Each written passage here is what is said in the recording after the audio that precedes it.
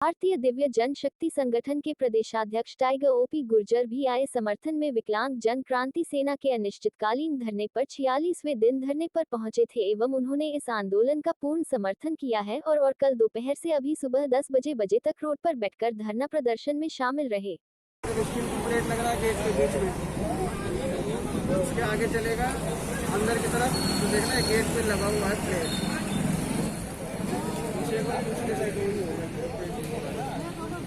बड़ी सारी पूरे गेट पे आ रहा है ऊपर की तरफ जैसे अपन बना के लाए।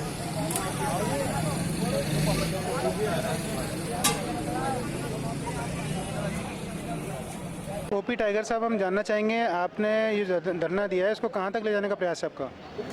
हमारा धरना यानी आज धरने का 46वां दिन है। आज विश्व विकलांग एकता दिवस होते हुए भी हम अपने अधिकारों को संरक्षण नहीं कर पा रहे हैं ये लोग, तो उसको देखते हुए आज सचिवालय से रैली के द्वारा मिलना चाहते हैं मंत्री साहब से, लेकिन पुलिस प्रशासन ने हमें रोक दिया है।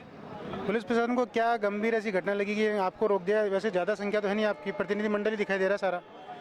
ये दिव्यांगों का कोई सहारा नहीं। एक तो हम ऊपर से ही दिव्यांग ईश्वर की देन, लेकिन ये भी हमारा साथ नहीं देते। अच्छा, आपने ज्ञापन दिया होगा, तो किन किन मंत्रियों को आप ज्ञापन दे चुके हैं अब तक? हम मंत्री टीकाराम जूली जी को, मंत्री जी को ज्ञापन भी दे दिया है। हमारी मुख्य मांगे हमें केवल रोजगार से जोड़ना है, रोजगार से जोड़ा जाए। पेंशन मात्र 750 रुपये पेंशन, उसको बढ़ा करके 3000 रुपये किए जाए। हमारी प्रमुख मांग है पेंशन और रोजगार। IMS न्यूज़ की तरफ से सुभाष शर्मा। सर, हम आए हैं आप निर्भय गुर्जर साहब के साथ और ओपी टाइगर साहब के साथ। हम जानना चाहेंगे कि आपके इस आंदोलन को आप किस रूप में देखते हैं, कहाँ तक ले जाएंगे आप इस आंदोलन को? सर, हम इस आंदोलन को बहुत आगे तक ले जाएंगे, हम हटेंगे नहीं।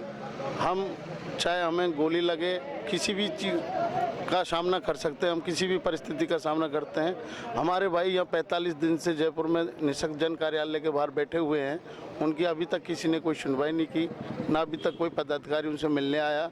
बस झूठे हमें आश्वासन दिए जा रहे हैं। पहले भी हमने आंदोलन किया, उसमें भी झूठे आश्वासन दिए। हमारी किसी प्रकार की मांग अभी तक मानी नहीं जा रही है, तो हम धरने को स्थगित नहीं करेंगे। हम जब तक, हमें विश्वास है जब तक ये आंदोलन चलता रहेगा।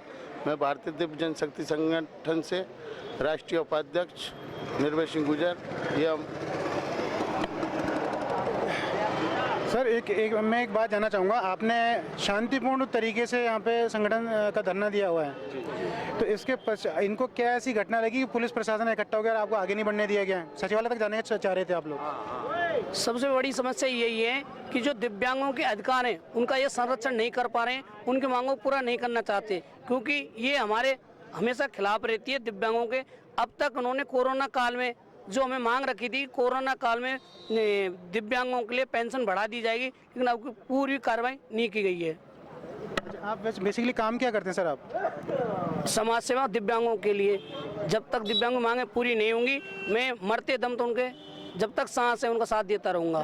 पेंशन तो 750 रुपये मिलते हैं ना वो मंथली जी, तो 750 में घर चल जाता है क्या सर? बिल्कुल, ये बहुत कम है, कुछ भी नहीं होता। सब ये कहना चाह रहे हैं ना। तो आपने जो मांग रखी थी कि आप मंथली कितना पेंशन चाहते हैं, या और अन्य जो मानसिक आर्थिक जो सहायता चाहते हैं सरकार से, कितनी चाहते हैं आप? हम 3000 से 3500 तक की पेंशन होनी चाहिए, मेरी सबसे प्रमुख मांग ये है। और दिव्यांग भाइयों के लिए रोजगार से जोड़ा जाए इनको। जी, राज्यों में भी 3000, 1500, 2500 से कम पेंशन। सर, हमें भीख नहीं, हमें हमारा सम्मान चाहिए और हमें मनुष्य की मुख्य आवश्यकता है रोटी कपड़ा मकान। हमें रोटी कपड़ा मकान से जोड़ा जाए। हमारे 2016 अधिनियम पारित है, उसको भी ज़मीनी स्तर पर लागू किया जाए। उसको भी अभी तक कोई ज़मीनी स्तर पर लागू नहीं किया जा रहा है। ना हमें लोन मिल रहे हैं, ना हमें कुछ मिल रहा है। हमें समाज भी धिक्कार रही है, सरकार भी धिक्कार रही है, तो आप बताओ हम कहाँ जाएँ? और पहले विकलांगों कैटेगरी 13 थी सर, और अब तो 21 भी कर दी है, और 21 में कुछ भी लेना नहीं है। वो 3% का 3% आरक्षण है। विकलांग श्रेणी तो बढ़ा दी गई है, लेकिन विकलांग जो सुविधा है ना, वो बिल्कुल वहीं की वहीं है। वो कागजों में बना के रख देते हैं, दिव्यांग नाम बदल दिया, कभी विशेष योगदान कर दिया, कभी और कुछ रख देंगे। मतलब पैसा विकलांग फंड आता है, वो तो लैप्स करके खा जाते हैं। हाँ, कार्यालय के चक्कर काट के सर घूम के पागल हो गए। कोई सुनवाई नहीं है, ना गाँवों में है सर, ना सिटी में है। तो सर, ये देखिए, ये हाल है विकलांग जन क्रांति सेना का। क्या धरने पे बैठे हुए आज इनको 46वां दिन है और सरकार टस से मस नहीं है, कोई सुनवाई नहीं है। कोई मंत्री नहीं आ रहा, इनके सुनने वाला कोई व्यक्ति नहीं है। आखिरकार इनको धरना देना पड़ा है और अब ये पैदल मार्च करके सचिवालय तक जाना चाह रहे थे तो पुलिस प्रशासन तक रोक दिया गया है। पुलिस प्रशासन से जब इनको वोटों की ज़रूरत है तब तक इतने बड़े बड़े वादे किए जाते हैं। क्या मेरा नाम सर राकेश, मैं राकेश जाजड़िया झुंझुनू से।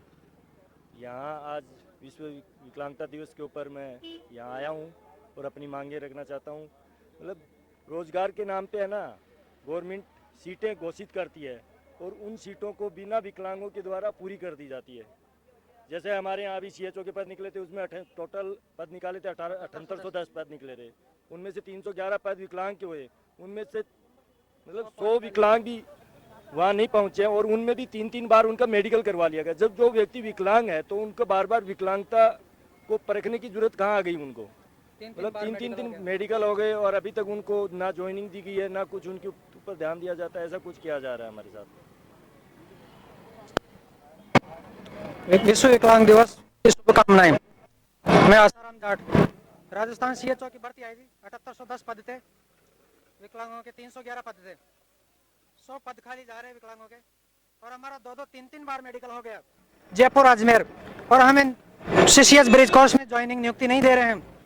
अतः हम श्रीमान प्रसाद लाल मीणा जी, चिकित्सा एवं स्वास्थ्य मंत्री जी से यही प्रार्थना करते हैं कि जल्दी से जल्दी सभी विकलांग दिव्यांग साथी इस एक धड़े की तरफ भी ध्यान दिया जाए। इनको जो मासिक पेंशन मिलती है 750, आज घर खर्च भी नहीं चलता उसके अंदर। 3000 की मांग है, बहुत जायज़ मांग है।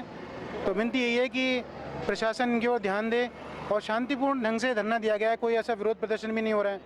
और इनकी ये वैसे भी निशक्त जन है, दिव्यांग लोग हैं, निशक्त जन है, हमारे समाज का हिस्सा है, वोट दिया इन्होंने सरकार को, तो सरकार को सुध लेनी चाहिए।